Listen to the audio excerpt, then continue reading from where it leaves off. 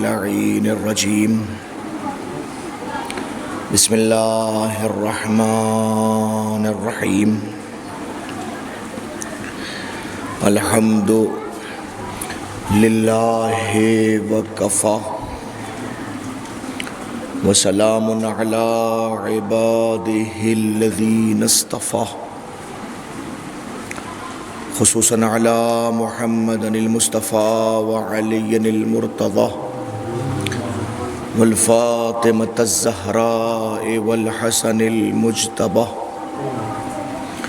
والحسين الشهيد بكربلاء وآله النجبى الذين أذهب الله عنهم الرجس وطهرهم تطهيرا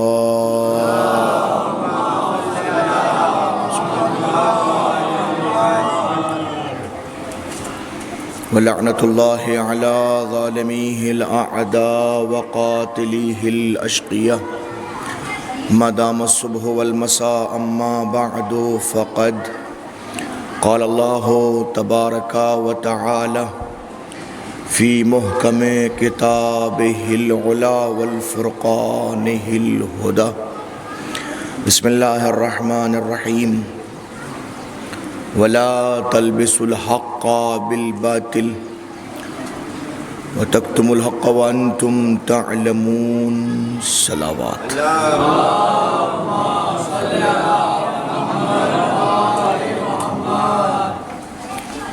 ایک مرتبہ پھر بلند آواز سے صلوات پڑھ کے اپنے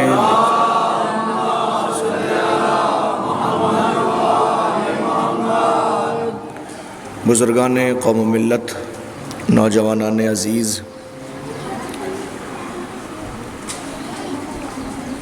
ماہ عزا کی ابتدا ہے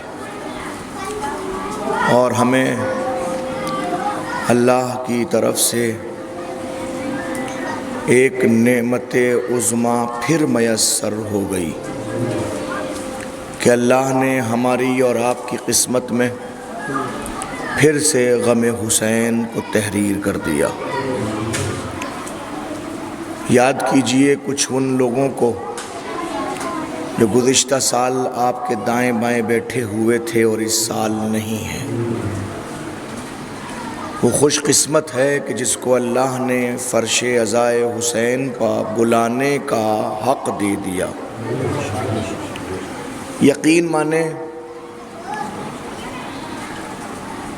فرش عزائے حسین کو رسم سمجھنے والے افراد اس کی قدر کو دنیا میں نہیں قبر میں محسوس کریں گے۔ جب قبر ہوگی اور قبر کے اندر عزائے حسین کا نور ہوگا تب احساس ہوگا کہ کاش ہم اس میں اور منہمک ہو جاتے اور اس نور میں اور اضافہ ہو جاتا۔ ایسا نہیں ہے کہ یہ صرف رسمی جملے ہوں، خطابتی اسلوب ہو اور ہم صرف مومنین کو خوش کرنے کے لیے یہ جملے کہہ رہے ہوں۔ نہیں، ہماری حیثیت ہی کیا ہے؟ جب زمانے کا معصوم کہتا ہے کہ اللہ جب کسی مومن سے خوش ہوتا ہے فَلْيَقْلِ فِي قَلْبِهِ مُحَبَّةَ الْحُسَيْن، تو اس کے دل میں حسین کی محبت کو ڈال دیتا ہے۔ جب اللہ کسی سے خوش ہوتا ہے تو اس کے دل میں حسین کی محبت کو ڈال دیتا ہے۔ وَشَوْقَ زِيَارَتِهِ، اور صرف محبت ہی کو نہیں ڈالتا، حسین کی زیارت کے شوق کو بھی ڈال دیتا ہے۔ لہذا یہ عطا یہ اس کی طرف سے عنایت ہے، رحمت ہے، یہ اس کے الطاف و کرم میں سے ایک لطف و کرم ہے۔ ہم اس کے جتنے شکر ادا کریں اتنا کم ہے کہ اس نے ہمیں فرش عزائے حسین پا کتنا بڑا بنا دیا کہ ہمیں خود اپنے بڑے ہونے کا احساس نہیں ہوتا۔ دیکھیں، دنیا کا طریقہ ہے کہ ہمیشہ اس کی کوشش ہوتی ہے کہ اگر وہ بڑا نہ بھی ہو تو بڑوں میں بیٹھ جائے. جس کو وہ بڑا سمجھتا ہے اس کے پاس بیٹھنا چاہتا ہے. جس مزاج کا ہوتا ہے اس مزاج کے بڑوں کو تلاش کرتا ہے.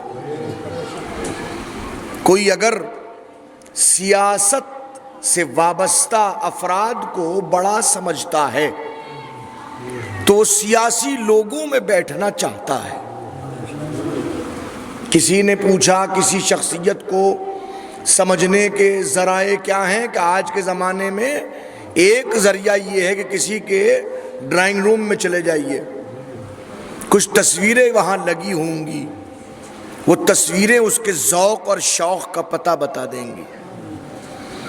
اگر اس کو کھلاڑیوں سے محبت ہے تو جس کھیل سے محبت ہوگی اس سے متعلق افراد کی تصویریں دکھائی دیں گی. کسی انسان کو سیاست سے وابستہ افراد سے تعلق ہے تو جن کو اچھا سمجھتا ہوگا ان کی تصویریں دکھائی دی گئیں. کوئی انسان اگر مذہب سے وابستہ ہونے کو فخر سمجھتا ہے تو اس کے گھر میں قرآن مجید اور دعاؤں کی تصویریں آویزاں ہوں گی. جیسا مزاج ہوتا ہے ویسی ہی علامتیں وہ نصب کرتا ہے اور ویسے ہی افراد کے ساتھ بیٹھنا پسند کرتا ہے اور ویسی ہی گفتگو کرنا پسند کرتا ہے. مولائے متقیان کا جملہ ہے کلموا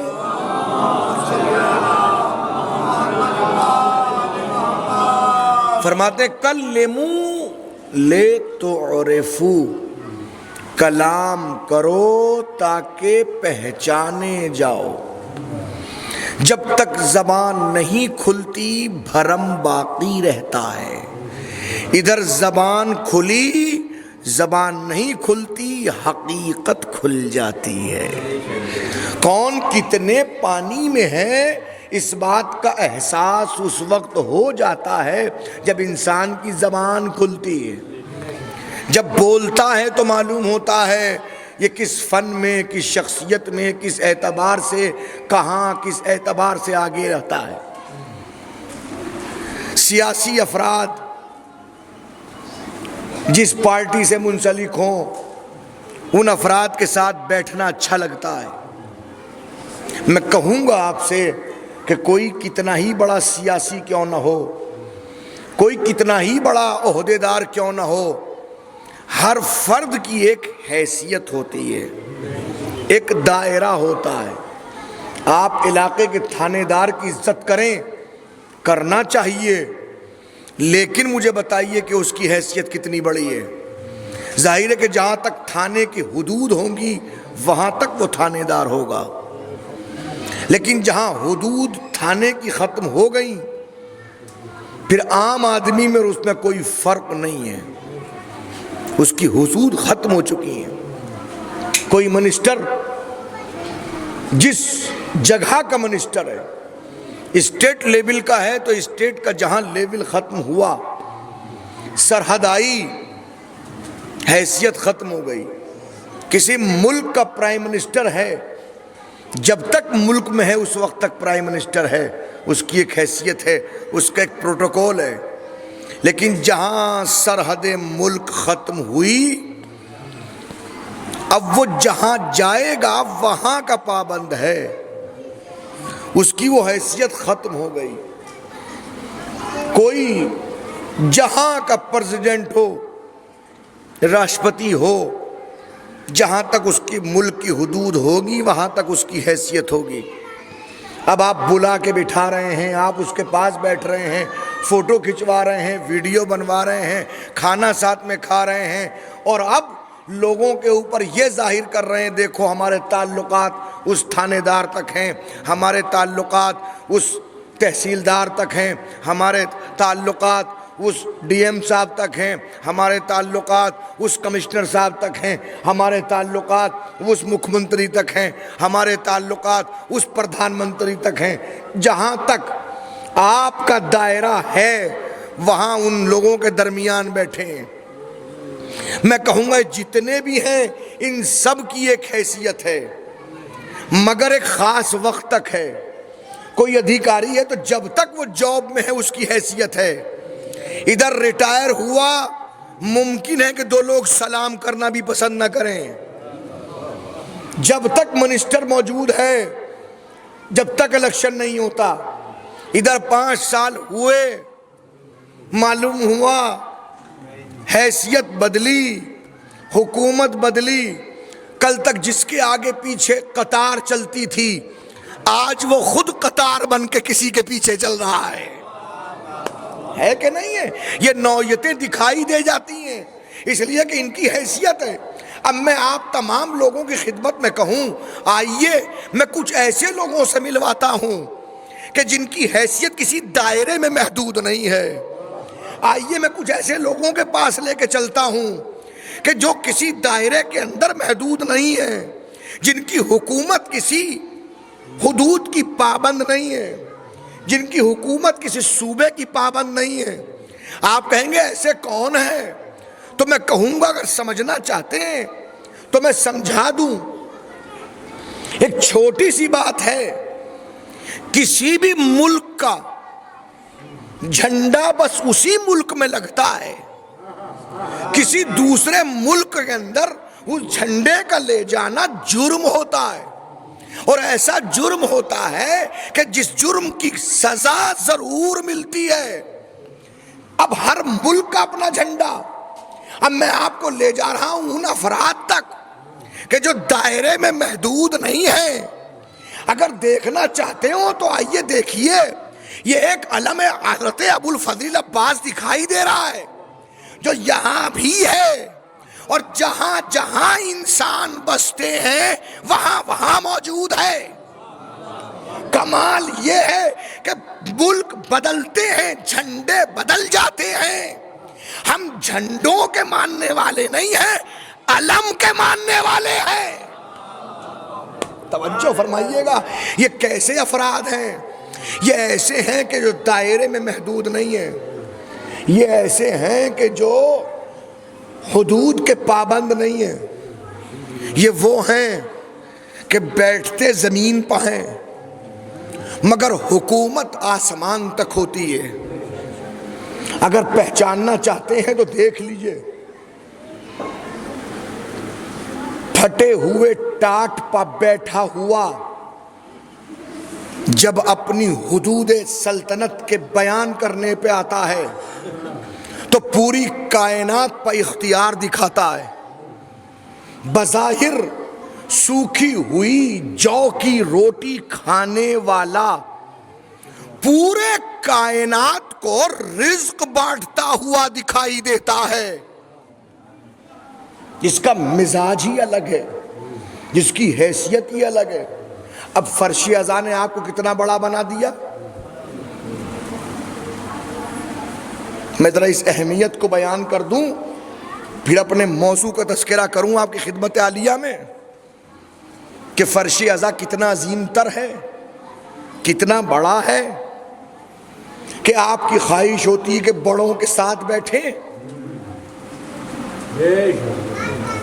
کوئی بڑا ہو تو اس کے ساتھ بیٹھیں. اب بڑا کون ہوگا؟ ایسا بڑا کہ جس کی حکومت کی حدود محدود نہ ہو، ایسا بڑا جس کے اوپر کسی کی حکومت کام نہ کرتی ہو، اتنا بڑا کہ جہاں پر سب سے بڑا بھی جا کے ٹھہر جائے وہ اس سے آگے چلا جائے. جہاں پہ جبرائیل جیسا فرشتہ بھی کہے کہ لو دنوت بقدر انملۃ لاحترقت، کہ اگر ایک بال برابر بھی آگے بڑھوں تو جل جاؤں.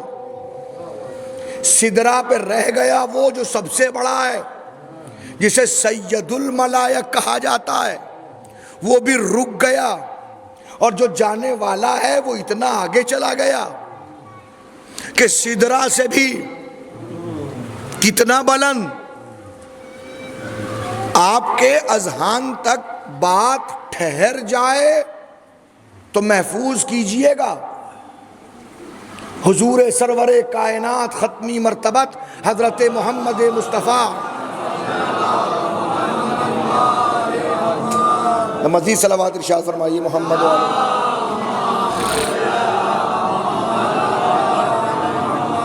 ارشاد فرماتے ہیں کہ سدرہ کے بعد، سدرہ وہ جگہ سدرۃ المنتہا جہاں جبرائیل رک گئے، سدرہ کے بعد میں اکیلا تھا، کوئی میرے ساتھ نہ تھا، ایک آواز آئی ادنو منی، مجھ سے قریب ہو جا۔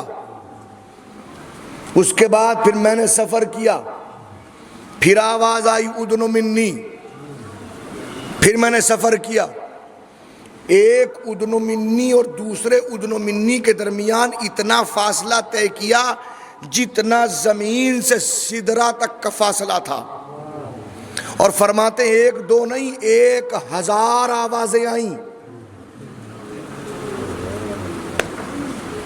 1000 آوازیں۔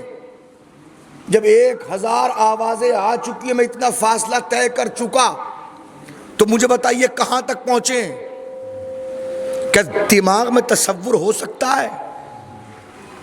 بھئی آخری دماغ کی حد ہے سدرہ، جہاں جبرائیل رک گئے، اتنا دور نبی کو بلایا، اور جب پہنچ گئے، توجہ فرمائیے گا، تو ایک مرتبہ نہر نور کے پار مقام قدس الہی کے نزدیک پہنچے تو نبی فرماتے ہیں میرے جسم میں لرزہ تھا،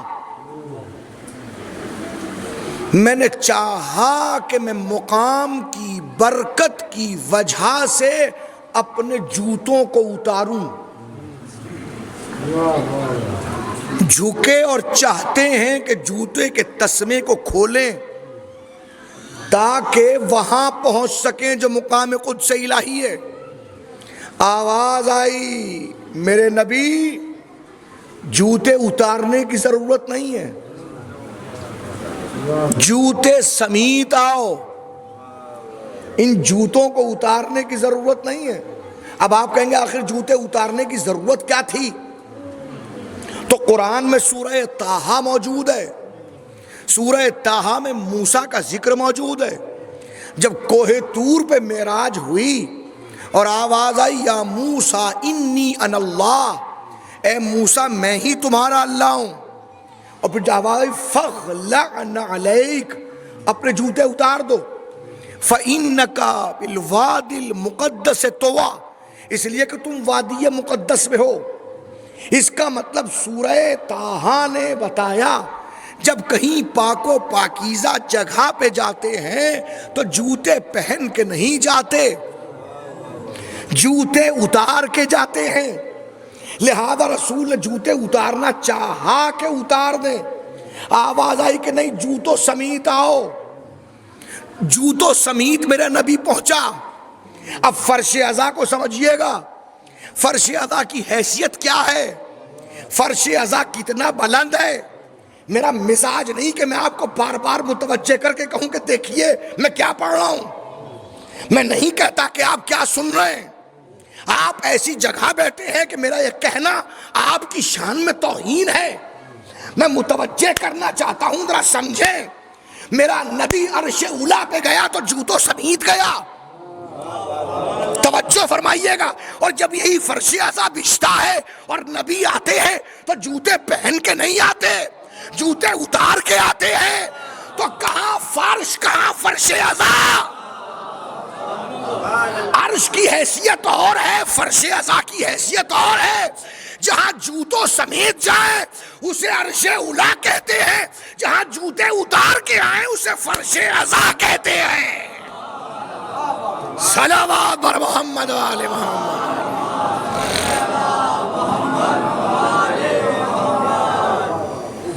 صرف آنا یہ نہیں ہے، صرف آنا نہیں ہے، مزاج یہ ہے جب آتے تو اکیلے نہیں آتے، جب آتے ہیں، دیکھیں یہ باتیں معاف کیجئے گا آپ کو خوش کرنے کے لیے بالکل نہیں ہے، روایتوں میں یہ باتیں آپ کے خوش کرنے کے لیے نہیں ہیں، آپ کو آپ کی حیثیت بتانے کے لیے ہیں۔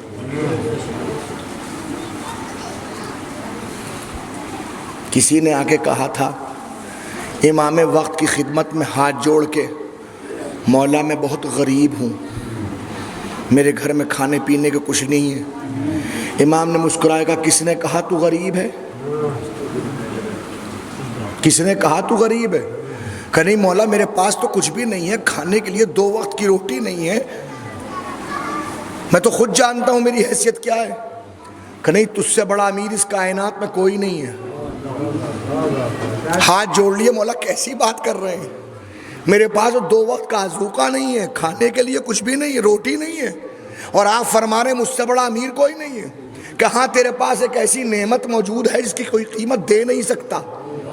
کہ مولا کیا ہے؟ کہ تیرے پاس میرے دادا علی کی محبت ہے کہ نہیں؟ ہاں ہاں مولا ہے۔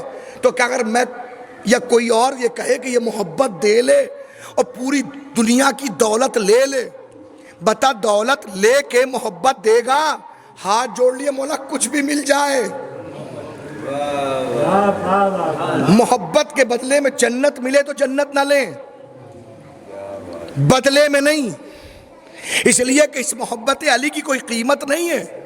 تب امام نے مسکرا کے فرمایا اب بتا، جہاں پوری دنیا کی دولت ایک طرف پڑی ہو اور تو اپنی محبت نہ دے رہا ہو تو تجھ سے بڑا امیر کون ہوگا؟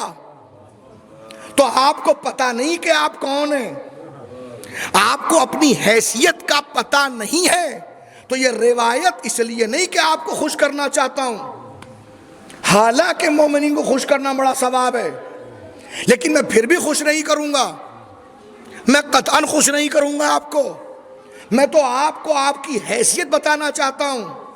رسول عرش اولا پہ گئے تو اکیلے تھے، لیکن جب فرش عزا پہ آتے ہیں تو اکیلے نہیں آتے، خود بھی آتے ہیں، علی کو بھی لے کے آتے ہیں، شہزادی فاطمہ بھی آتی ہیں، مولا حسن بھی آتے ہیں، مولا حسین آتے ہیں، جتنے امام ہیں وہ سب آتے ہیں، اور بیٹھتے کہاں ہیں؟ توجہ فرمائیے گا، کہاں بیٹھتے ہیں؟ ایسا نہیں کہ جو یہ آپ کے سامنے تخت لگایا گیا ہے تو معصومین کے لیے ہو، یہ جتنی جگہیں ہیں سب ذاکرین کے لیے ہیں۔ ذاکر اول یہاں پڑھے گا، ذاکر دوم یہاں پڑھے گا، لیکن جو وہ بڑے لوگ ہیں اس کائنات میں جن سے بڑا کوئی نہیں ہے، وہ کہاں بیٹھتے ہیں؟ وہ کہیں اور نہیں، وہ بیٹھتے ہیں درمیان میں۔ ذرا اپنے دائیں دیکھو کہ رسول اللہ نظر آئیں گے، بائیں دیکھو مولا علی دکھائی دیں گے۔ اب بتائیے کیا کوئی اس کائنات میں ہے جو آپ کا مقابلہ کر سکے؟ 2 ٹکے کے لوگوں کے ساتھ بیٹھ کے اپنی عزت بنانے والے لوگ آپ کا مقابلہ کیا کریں گے؟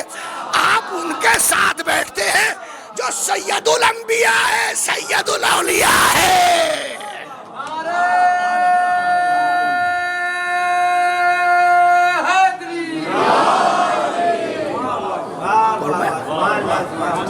تو یہ فرش عزائے حسین نے آپ کو عزت عطا فرمائی ہے اور آپ کو بتایا ہے کہ آپ سمجھیں کہ آپ کیا ہیں۔ اب میں بہت ایک نتیجہ دے کے گفتگو کو اپنے موضوع سے مربوط کر دوں۔ ظاہر ہے پہلی مجلس اور پہلی مجلس میں خاص طور پہ موضوع کا تعارف ہوتا ہے، اور میں نے ابھی تو جس آیے کریمہ کو پڑھا اس کا نہ دوبارہ پڑھا نہ اس کا ترجمہ کیا، اور آپ بخوبی جانتے ہیں کہ میں کسی ایک آیے کریمہ کے حوالے سے ہی یا کسی ایک حدیث کے حوالے سے گفتگو کرنے کا عادی ہوں۔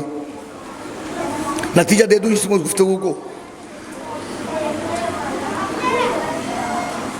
فرش عزا پہ آنا آپ کی حیثیت کو بتانا ہے، آپ کو سمجھانا ہے کہ آپ کون ہیں، آپ اپنے آپ کو پہچانیں،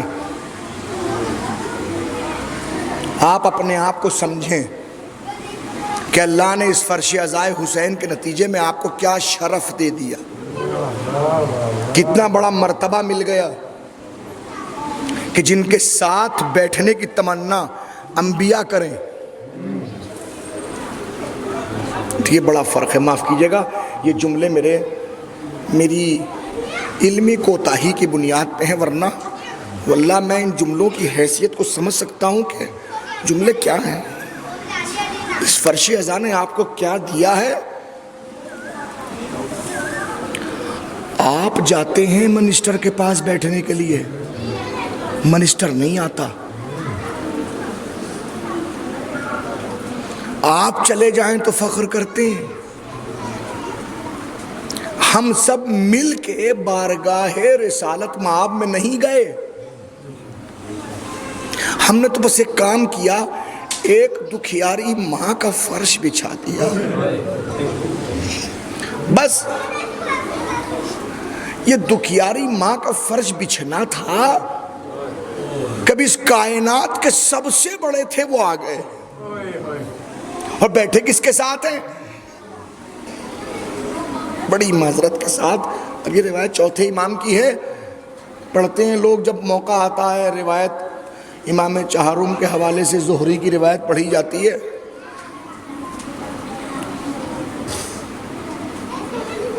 آپ تشریف لے کے آتے ہیں امام بارگاہ میں، جہاں بھی کہاں بیٹھتے ہیں آپ؟ جیسا آپ کا ذوق ہوتا ویسا بیٹھتے ہیں.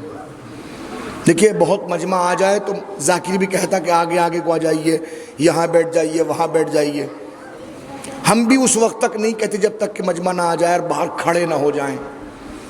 ورنہ فرض کے 4 لوگ وہیں بیٹھے ہوں، اطہر کاظمی نہیں کہے گا کہ یہاں بیٹھ جائیے آپ آ کے، میں نہیں کہوں گا.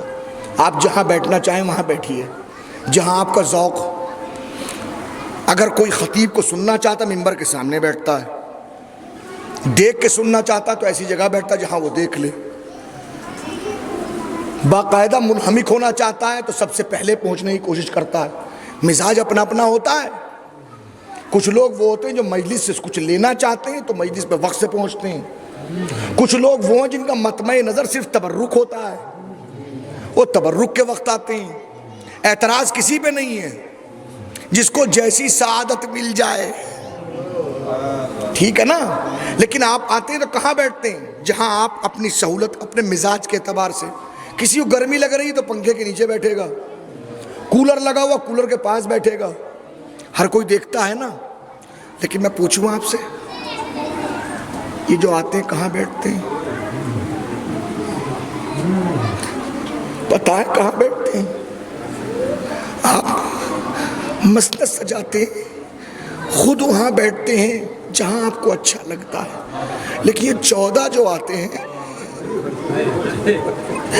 یہ وہاں بیٹھتے ہیں جہاں آپ جوتے اتارتے ہیں.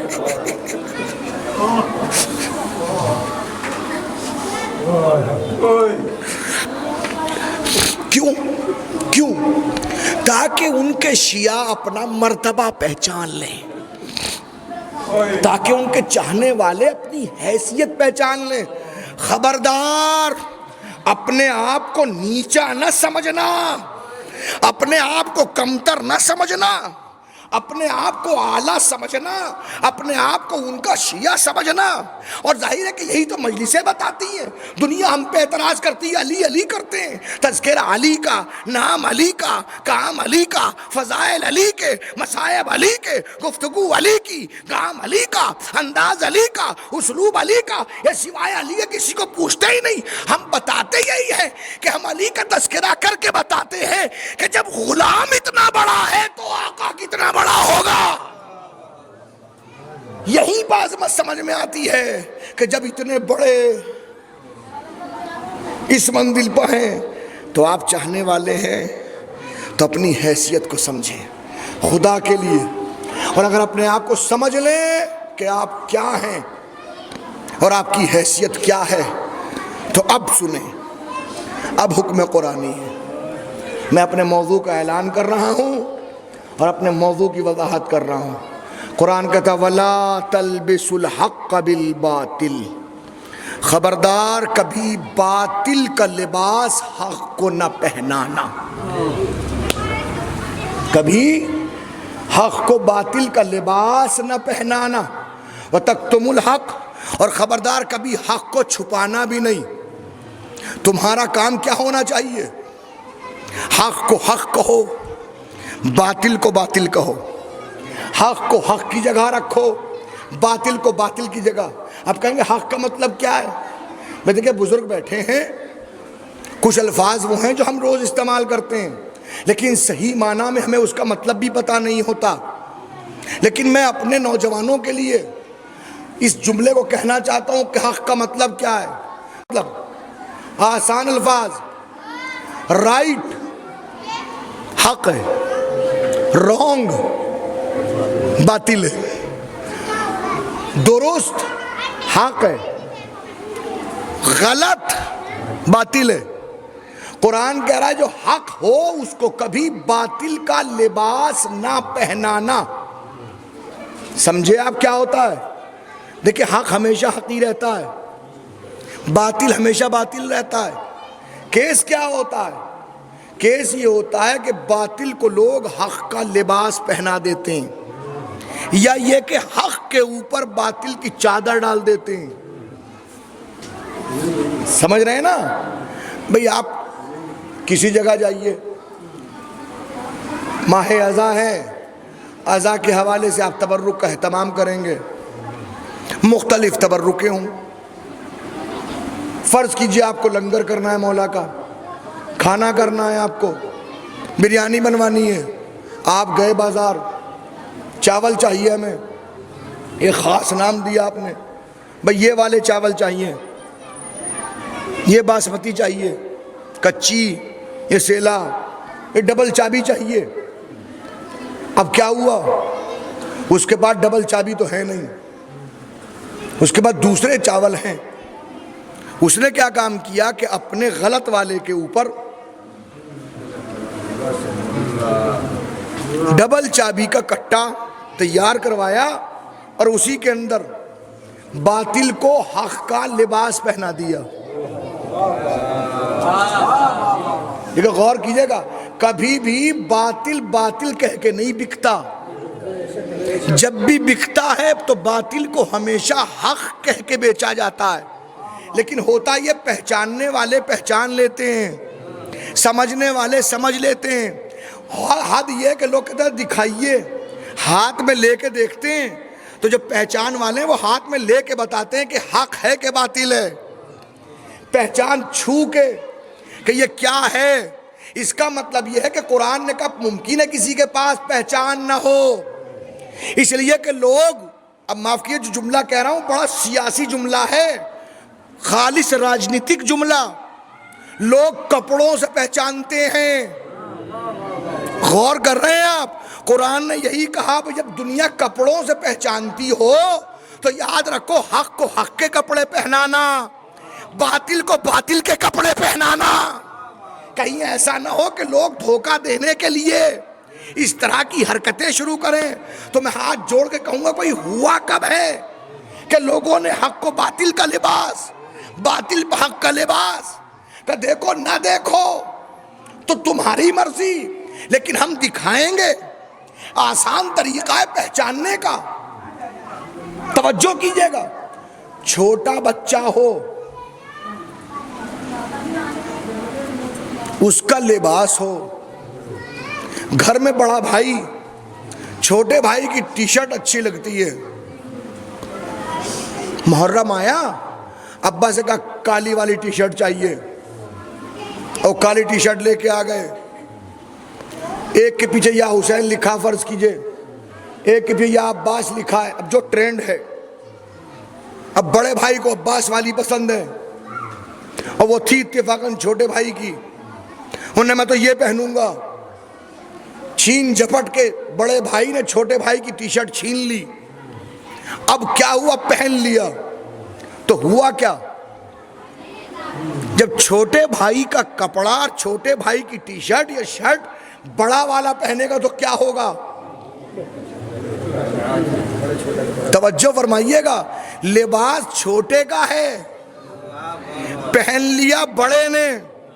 معلوم ہے یوں کرے گا تو یہاں سے دکھائی دے گا، ادھر سے کرے گا ادھر سے دکھائی دے گا. ہاتھ اوپر ہیں تو اوپر رک گئے، نیچے ہیں تو اوپر نہیں جاتے. لوگ دیکھتے ہی کہیں گے بھائی تیری نہیں تیرے چھوٹے والے کی ہے. اچھا الٹا کر دیجئے کہ اب بڑے بھائی والی ٹی شرٹ چھوٹے والے کو پسند ہے. انہوں نے کہا میں نہیں، میں تو یہ لوں گا. وہ پہن کے تو آ جائے گا. تو پہن کے جب آئے گا لوگ دیکھتے ہی کہیں گے بھائی ٹی شرٹ نہیں ہے کرتا ہے. کیوں؟ اس لیے کہ بڑے بھائی کا الگ دکھائی دیتا ہے، چھوٹے بھائی کا الگ ہوتا ہے، ٹخنوں سے اوپر ہو تو کچھ اور، ٹخنوں کے نیچے ہو تو کچھ اور، ہے کہ نہیں ہے؟ تو چھوٹے بھائی کا لباس بڑے بھائی کو جچتا نہیں ہے، بڑے بھائی کا چھوٹے بھائی کو نہیں جچتا۔ اس کو عربی میں کہتے ہیں تقمص۔ تقمص یعنی قمیص میری نہیں ہے، مجھے زبردستی پہنا دی گئی ہے۔ اب جا کے پڑھیے نہج البلاغہ، تیسرا خطبہ، مولا علی 25 سال کے بعد مسجد میں آئے، اچھا خود نہیں آئے، گھر بیٹھے تھے، اپنی جوتیاں ٹانک رہے تھے، اپنی جوتیاں سل رہے تھے، پورا مدینہ پہنچ گیا اور ہاتھ جوڑ کے کہا یا علی اب کوئی خلیفہ نہیں ہے، آپ خلافت قبول کیجئے، چلیے۔ انہیں سر اٹھا کے کیا کہہ رہے ہو؟ کہ سرکار چلیے، اب آپ ہی ہیں، آپ سے افضل کوئی نہیں۔ کہ کاہے کے لیے؟ کہ خلافت کے لیے۔ کہ مجھے تمہاری خلافت کی ضرورت نہیں ہے۔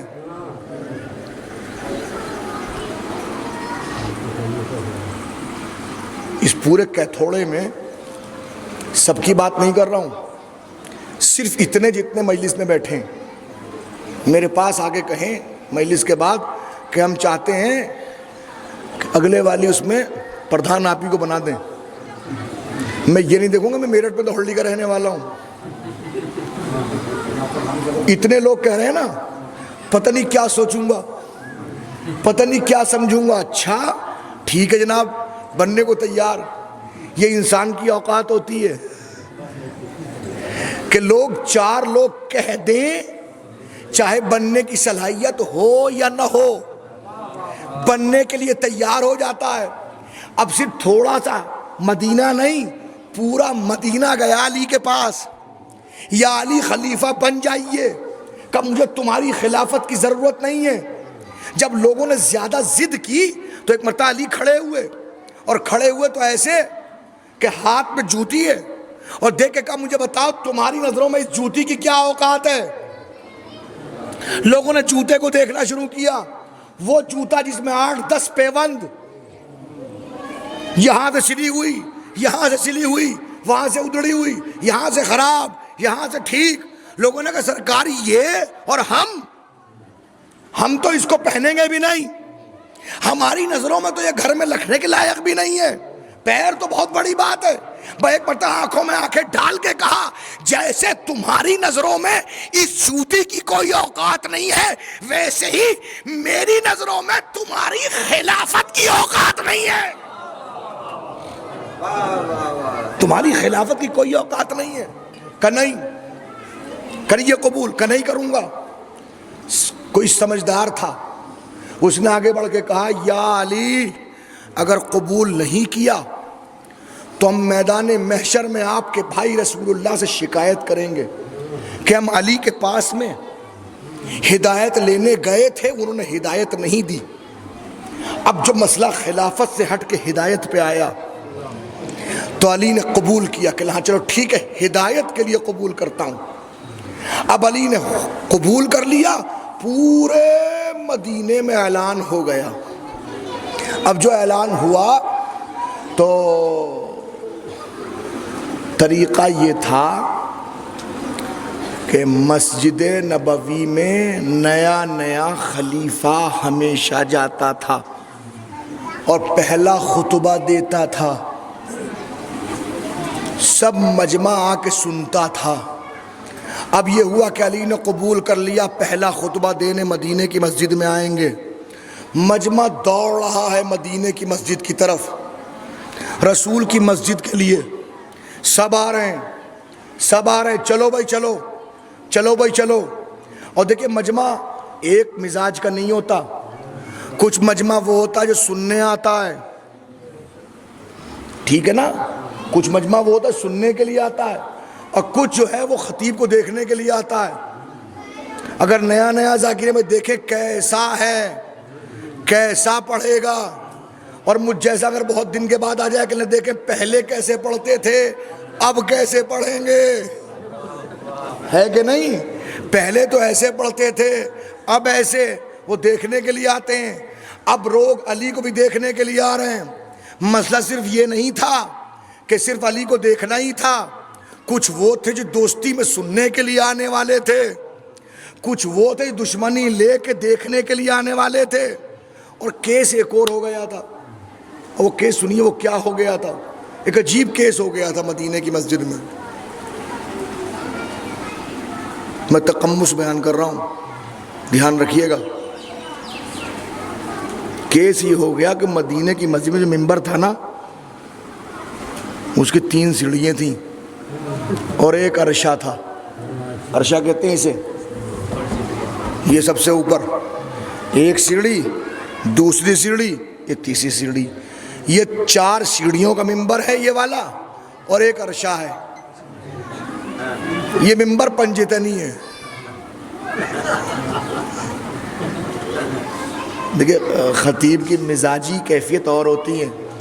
اس جملے پہ بھی داد لیتا ہے خطیب کہ بھئی میں نے کہہ دیا پنجتنی ہے اور آپ خاموش بیٹھے, اور کہاں بیٹھے اور کیوں بیٹھے, اور کیا سن لیا اور کیا میں نے پڑھ دیا, اور کیوں نہیں بول رہے ہو. بولنا تو مجھے ہی ہے نا, آپ کو تھوڑی بولنا ہے. جہاں مرضی آئے وہاں بولیے آپ کی, میں کیوں کہوں کہ آپ بولیے. لیکن یہ ممبر تو پنجتنی ہے. نبی کی جو مسجد میں ممبر تھا وہ پنجتنی نہیں تھا, 3 سیڑھیاں تھیں اور چوتھا عرشہ تھا. رسول اللہ بیٹھتے تھے عرشے کے اوپر. رسول اللہ کہاں بیٹھتے تھے؟ عرشے کے اوپر, یہاں سب سے اوپر. اب 11 ہجری میں بن گئے ایک خلیفہ, وہ آئے, وہ عرشے پہ نہیں بیٹھے, وہ نیچے والے بیٹھے, یہ کہہ کے کہ رسول کی جگہ ہے, ہم رسول کی جگہ نہیں بیٹھیں گے. 3 ساڑھے 3 سال کے بعد وہ چلے گئے. آ گئے دوسرے والے, انہوں نے ان کے احترام میں نیچے بیٹھ گئے کہ انہوں نے رسول کا احترام کیا تھا, میں 2 کا احترام کروں گا, ایک رسول اللہ کا احترام, ایک پہلے والے کا احترام. تیسرے بیٹھے. اب وہ 10 سال کے بعد چلے گئے, آ گئے تیسرے والے, وہ اس سے نیچے والے بیٹھ گئے کہ بھائی جیسے انہوں نے احترام کیا تھا میں نے رسول کی جگہ بیٹھوں گا, نہ پہلے والے کی جگہ نہ دوسرے والے کی جگہ. وہ بیٹھ گئے نیچے. اب مسئلہ یہ ہوا کہ ممبر کی سیڑھیاں ہو گئی ختم. سمجھ رہے ہیں آپ؟ جب سیڑھیاں ہو گئی ختم تو بہت سارے لوگ تو یہ دیکھنے کے لیے آئے کہ اب علی بیٹھیں گے کہاں. یا تو ایک سیڑھی بنوائیں گے, یا ممبر کو الگ رکھیں گے, اپنا ممبر الگ بنوائیں گے, یا اپنی کرسی الگ رکھیں گے, اس پہ بیٹھیں گے. تو بہت لوگ یہی دیکھنے کے لیے آئے تھے. اب جب لوگ جمع ہو گئے, علی چلے, تو اب علی ایسے نہیں چلے جیسے پہلا آیا تھا, علی ایسے یہ دوسرا آیا تھا, علی یہ تیسرا آیا تھا. نہیں, علی ایسے نہیں چلے جیسے لوگ چلتے ہیں, علی ایسے چلے جیسے رسول چلتے تھے, آہستہ آہستہ, خرامہ خرامہ, بڑے تمکنت کے ساتھ, بڑے اچھے مزاج کے ساتھ, بڑی اچھی شان کے ساتھ, بڑے وقار کے ساتھ علی قدم بڑھاتے بڑھاتے آئے. اور جیسے ہی ممبر کے قریب پہنچے تو اب لوگوں کی نگاہیں ٹکٹکی بن کر رک گئیں, پلکوں نے جھپکنا بند کر دیا. اب دیکھو کیا ہوتا ہے. علی نے ایک مرتبہ پہلی سیڑھی پر قدم رکھا, دوسری سیڑھی پر قدم رکھا, تیسری سیڑھی پر قدم رکھا, تینوں سیڑھیوں کو روند کے وہاں بیٹھے جہاں رسول بیٹھتے تھے. سمجھے آپ؟ اب جملہ کہوں, ارے رسول کی جگہ تھی بھری تو علی سے بھری, رسول کی جگہ تھی بھری تو علی سے بھری, کسی اور سے نہیں. اب بیٹھ گئے. اب جب بیٹھے تو نیچے بیٹھے ہوئے لوگ جو پہلے سے آئے تھے, کسی نے سر جھکا کے, یا علی کہاں؟ رسول کی جگہ, یا علی رسول کی جگہ, عرشہ, ممبر کا عرشہ, رسول کی جگہ. جب کئی لوگوں نے کانا پھوسی کر لی تو علی سے برداشت نہیں ہوا. بھائی ایک مرتبہ وہیں سے آنکھوں میں آنکھیں ڈال کے کہا ما ھذا الخشب انا راکب الرسول، ارے اس لکڑی کے ممبر کی بات کر رہا ہے، یہ قدم تو رسول کے دوش پہ گئے ہیں۔ صلوات بر محمد و آل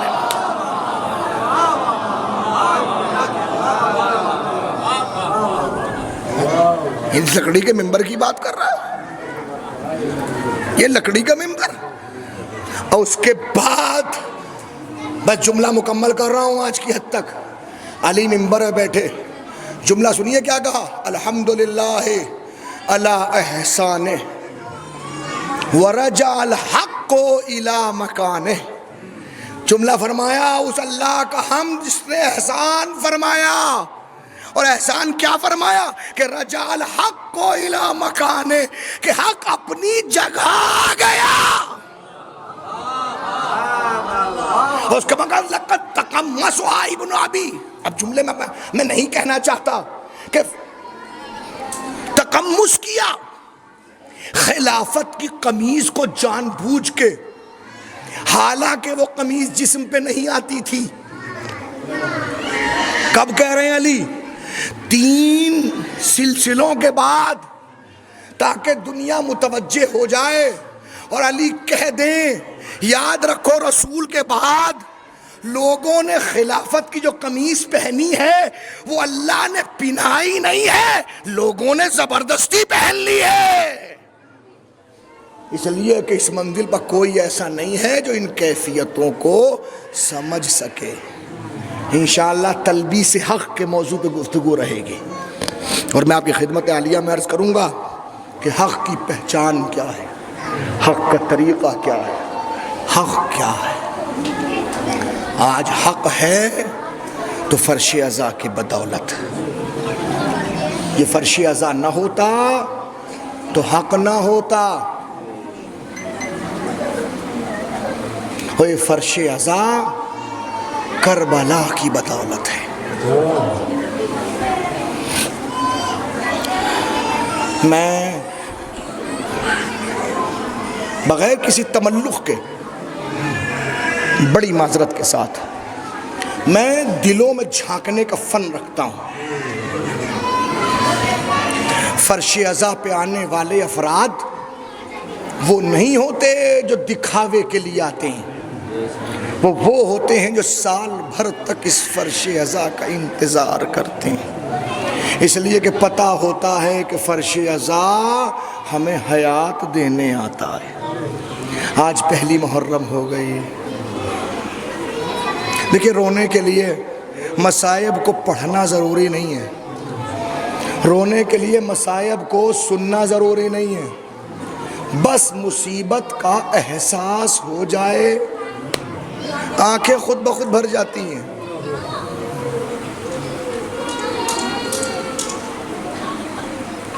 بس سنیں گے جملے، آئیے کچھ لمحات میں آپ کی خدمت عالیہ میں عرض کر دوں۔ 28 رجب تھی جب حسین نے ایک محضر نامہ اپنے بھائی ابو الفضل عباس کو سونپا، پھر دیکھ کے کہا بھیا عباس سامان سفر تیار کرو، اور یہ تمام لوگ وہ ہیں جو سفر میں ہمارے ساتھ جائیں گے۔ مولا غازی ابو الفضل عباس نے ایک مرتبہ فہرست پہ نظر کی اور نظر کر کے رک گئے۔ مولا ایک مرتبہ پھر دیکھ لیجئے کوئی رہ تو نہیں گیا، کہ نہیں عباس کوئی نہ رہا، عباس سب آ گئے، کہ مولا دیکھ لیجئے کوئی ایسا بھی ہے جو انتظار کر رہا ہے، کوئی ایسا ہے جو انتظار کر رہا ہے، جس کو پتا ہے کہ کوئی جائے یا نہ جائے لیکن میرے بابا مجھے لے کے ضرور جائیں گے۔ بھیا سب ہیں نہیں تو دیکھ لیجئے ایک مرتبہ بھیا عباس کس کو کہنا چاہتے؟ مولا آپ کی بیٹی صغرا، اللہ آپ کی بیٹیوں کو سلامت رکھے، اللہ ہر بیٹی کے سر پہ اس کا باپ کا سایہ برقرار رکھے۔ باپ اور بیٹی کی محبت کیسی ہوتی ہے، باپ اور بیٹی میں کیا الفت ہوتی ہے، اس کو آپ سمجھ سکتے ہیں۔ اور ہر وہ شخص جس کو اللہ نے بیٹی دی ہو، بیٹی کیا عظمت والی ہوتی ہے، بیٹی کی حیثیت کیا ہوتی، سنیں گے آپ۔ روایت کہتی کہ نہیں، وہ انتظار کر رہی، وہ انتظار کر رہی ہیں کہ نہیں صغرا نہیں جائیں گی، بس سب کو سفر تیار کرو۔ روایت کہتی اس بات کا پتہ صغرا کو ہوا کہ بابا سب کو لے کے جا رہے ہیں۔ حد یہ ہے کہ کبرا جا رہی ہیں، سکینہ جا رہی ہیں، 18 دن کے علی اصغر جا رہے ہیں۔ 10 رجب کی پیدائش ہے علی اصغر کی، 10 رجب سے 10 محرم کو 6 مہینے کے ہوں گے، 18 دن کے ہیں علی اصغر، مگر کربلا کے لیے جا رہے ہیں۔ بیٹی کو بڑا احساس ہوا، ماں کے پاس گئی، ماں آپ بابا سے کہیے، سر جھکا لیا۔ دوسری ماں کے پاس گئی، ماں آپ کہیے، سر جھکا لیا۔ چھوٹی پھوپھی ام کلثوم کے پاس گئی، آپ کہیے، سر جھکا لیا۔ پیارے بھائی علی اکبر کے پاس گئی، بھیا آپ اگر کہیں گے آپ شبیہ رسول ہیں، آپ کی بات بابا ٹالیں گے نہیں، سر جھکا لیے، نہیں میں نہیں کہہ سکتا۔ آخر میں تڑپ کے پہنچی پھوپھی زینب، اجرکم اللہ، خدا ان آوازوں پہ اپنی رحمتیں نازل فرمائے۔ پھوپھی ماں فاطمہ کے بعد آپ کا مقام ہے، دادی کی حیثیت جو اس گھر میں تھی وہ آپ کی حیثیت ہے۔ بابا آپ سے پوچھے بغیر کوئی کام نہیں کرتے، آپ اگر کہیں گی تو میری بات ضرور تسلیم کی جائے گی۔ چلیے، ایک مرتبہ روایت کہتی زینب نے صغرا کا ہاتھ پکڑا، حسین کے پاس پہنچی، حسین احترام میں کھڑے ہوئے، ہاں بہن خیریت تو ہے؟ بھیا صغرا کو لے کے نہیں جا رہے کہ نہیں صغرا نہیں جا رہی ہے؟ بھیا میں کہہ رہی ہوں صغرا کو لے کے چلو، اجرکم اللہ، میں کہہ رہی ہوں صغرا کو لے کے چلو۔ جواب نہیں دیا، سنیں گے کیا جواب دیا؟ تڑپ کے کہا بہن ذرا صغرا کے چہرے کو دیکھو، ذرا صغرا کے چہرے کو غور سے دیکھو، صغرا کے چہرے کو غور سے دیکھو۔ تڑپ کے کہا ہاں بھیا دیکھ لیا، کہ نہیں میں کہہ رہا ہوں ایک مرتبہ پھر دیکھو، دیکھو تمہیں جواب مل جائے گا۔ دیکھا نہیں بھیا کیا کہنا چاہتے ہیں؟ سر جھکا کے کہا اس لیے نہیں لے جا رہا کہ صغرا کی شکل اماں فاطمہ سے ملتی، مجھے پتا ہے میری شہادت کے بعد سر سے چادر چھینی جائے گی۔ اجرکم اللہ۔ بس عزیزو سنیں، روایت کہتی ہے قافلہ چل پڑا۔ میں آخری روایت نظم کر دوں، پیش کر دوں خدمت میں آپ کی، اور بس آج کی حد تک میں خدا حافظ کہوں۔ روایت کہتی ہے کچھ دور قافلہ چلا تھا، کسی نے کوئی قافلے کے پیچھے پیچھے آ رہا، قافلہ روکا گیا، روکا کہ کیا دیکھا کہ ایک ضعیفہ ہاتھ میں عصا لیے ہوئے آہستہ آہستہ۔ کون ہے یہ بیوہ علی، مادر ابو الفضل عباس، ام البنین، بڑی محبت ہے آپ کو عباس سے۔ سنیں گے آپ، عباس کی ماں آ گئی، حسین اتر کے آئے، ہاتھ جوڑ لیا، ماں ہمیں حکم دیا ہوتا ہم آ جاتے، کہ نہیں آقا میں ممکن نہیں ہے۔ کہ اماں کیسی بات کر رہی ہیں؟ کہ نہیں آقا نہیں، اس لیے کہ میں نے ہمیشہ آقا سمجھا ہے، آپ میرے آقا ہیں، ممکن نہیں ہے۔ فرمائیے کیوں آنا ہوا؟ کہ کچھ لمحے کے لیے عباس کو دے دو، اماں اگر آپ رکھنا چاہیں تو رکھ لیں۔ کہ نہیں میں کیسے رکھ سکتی ہوں، کربلا کے لیے ابھی اللہ سے مانگا تھا میں، نہیں مگر کچھ لمحے کے لیے۔ عباس جاؤ، ماں کے ساتھ جاؤ۔ عباس ماں کے ساتھ، ماں بیٹے دونوں، ماں عباس کو لے کے خرامہ رسول کے روضے پر پہنچی، اور رسول کی قبر مطہر پہ جا کے عباس بیٹھ جا۔ عباس بیٹھ گئے، عباس داہنا ہاتھ دے، داہنا ہاتھ لیا، رسول کی قبر پہ رکھا۔ عباس بایاں ہاتھ دے، بایاں ہاتھ لیا، اپنے سر پہ رکھا۔ بیٹا بتا تیرا داہنا ہاتھ کہاں ہے؟ کہ اماں قبر رسول پا۔ تیرا بایاں ہاتھ کہاں ہے؟ کہ میری ماں کے سر پا۔ کہ پھر بتا داہنا ہاتھ کہاں ہے؟ کہ اماں رسول کے روضے پا۔ بایاں ہاتھ کہاں ہے؟ کہ میری ماں کے سر پا۔ کہ ان دونوں کی قسم کھا کے کہ جب تک یہ دونوں ہاتھ سلامت ہے، زینب کی ردا، زینب کا پردہ، عباس۔